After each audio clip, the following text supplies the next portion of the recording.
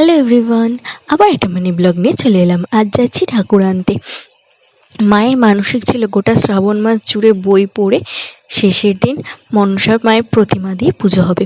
তাই কাল যেহেতু পুজো, আজ চলে যাচ্ছে আমরা সবাই ঠাকুর আনতে। এদিকে দেখো, আমরা সবাই বেরিয়ে পড়েছি ঠাকুর আনার উদ্দেশ্যে। এইটা আমাদের প্রতিমা, মায়ের মুখটা কি মিষ্টি হয়েছে। আর এই দিকে দেখো, মা দুর্গাকে গড়া চলছে। এদিকে এই রাধাকৃষ্ণটা দেখো কি অপূর্ব না লাগছে। খুব সুন্দর এই যে বিশ্বকর্মা ঠাকুর, কালী। আমরা যখন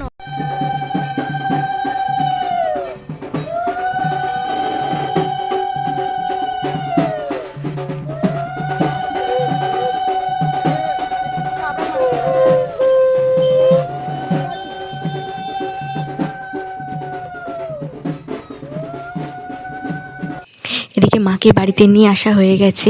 আমার কি মজা হচ্ছে যে এত বছর পর আবার একটা বড় করে পুজো হবে। আমি যখন ছোট ছিলাম তখন একটু মনে আছে যে কালী পুজো হয়েছিল, তারপরে এত বছর পর আবার একটা বড় করে পুজো হচ্ছে। আগে আমাদের বাড়িতে অনেক পুজোই হতো, প্রায় মনসা পুজো হতো, পুরো মাস জুড়ে বই পড়া হয়, তারপর কালী পুজো হতো, নারায়ণ পুজো বড় করে হতো। এখন আর সেসব কিছুই হয় না, আস্তে আস্তে সব বন্ধ হয়ে গেছে। তো আজকের ভিডিওটা এখানেই শেষ, দেখা হচ্ছে আবার কালকের ভিডিওতে। আজকের মতো টাটা।